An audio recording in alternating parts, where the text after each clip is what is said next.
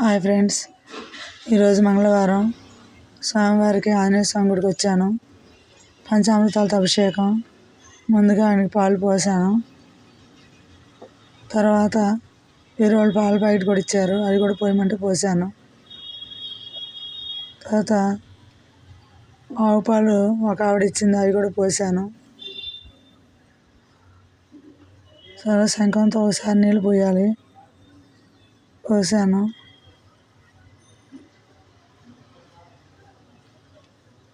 ఇంకా ఏమిటంటే శంఖంతో పోయటం అయింది. తర్వాత ఆవు పెరుగు తీసుకొని ఆయనకి అభిషేకం చేశాను. స్వామివారికి చల్లగా దిగాలి కాబట్టి చేతితో రుద్దాను. ఒంటికి చల్లగా పట్టాలి. మళ్ళీ ఆవు నెయ్యి తీసుకున్నాను. ఆవు నెయ్యితో కూడా పంచామృతాలతో అభిషేకం జరిగినట్టుగా అయితే విడివిడిగా చేస్తున్నాను. ఇక్కడ నేను అన్నీ కలపలేదు. ఆవు నెయ్యి స్వామివారికి అభిషేకం చేశాక శంఖంతో నీళ్ళు పోసాను. తర్వాత నెయ్యి, తేనె, పంచదార ఇలా ఎన్నో 5 రకాల పంచామృతాలతో అభిషేకం చేశాను.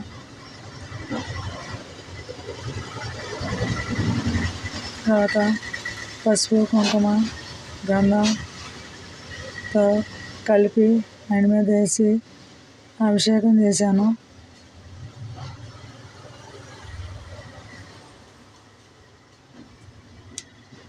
ఈరోజు నేను ఇంత ధైర్యంగా ఉన్నానంటే నిత్యం ఆయన సేవలో మంగళవారం, శనివారం అభిషేకాలు చేస్తూ మిగిలిన రోజుల్లో రోజు వెళ్ళి ఒడిసి ముగ్గేసి దీపారాధన చేసి ఆయన సేవకు నేను అదృష్టవంతంగా భావిస్తున్నాను.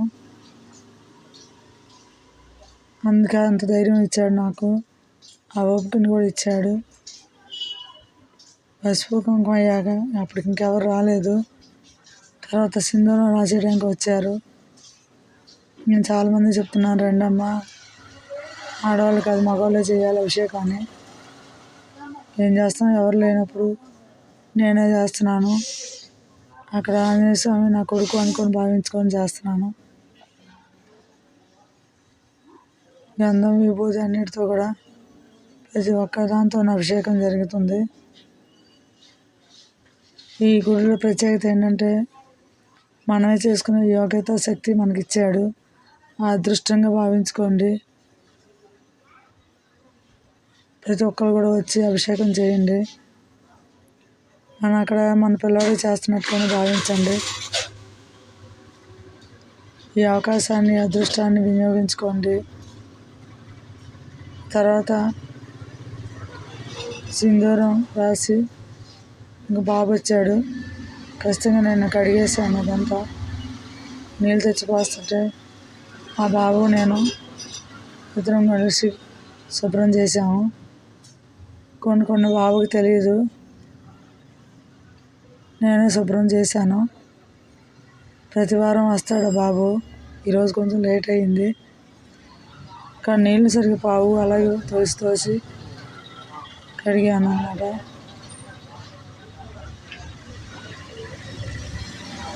తర్వాత నిండు నీళ్ళు తీసుకొచ్చి స్వామివారి చుట్టూ తిరగాలన్నమాట.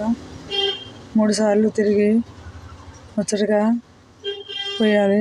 అక్కడ నీళ్ళు పోవట్లేదు, అటు నుండి హోల్ పెట్టమన్నాను. పెట్టాడు. నీళ్ళు ఇప్పుడిప్పుడే పోతున్నాయి.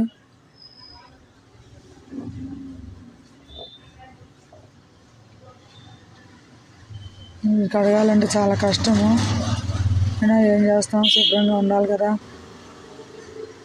అందుకే ఆ బాబు నీళ్ళు తెచ్చి పోస్తున్నాడు, నేను కడుగుతున్నాను.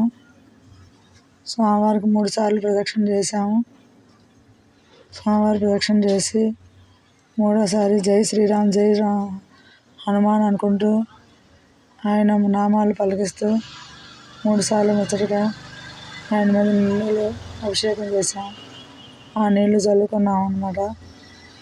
తర్వాత బాబుకి సింధూరం ఇచ్చాను. సింధూరం రాస్తున్నాడు బాబు. తర్వాత బట్టలు కట్టాము.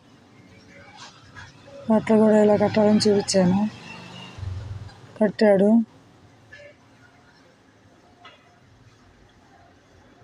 ఆ తర్వాత స్వామివారి బొట్టు పూలు అలంకరించాము.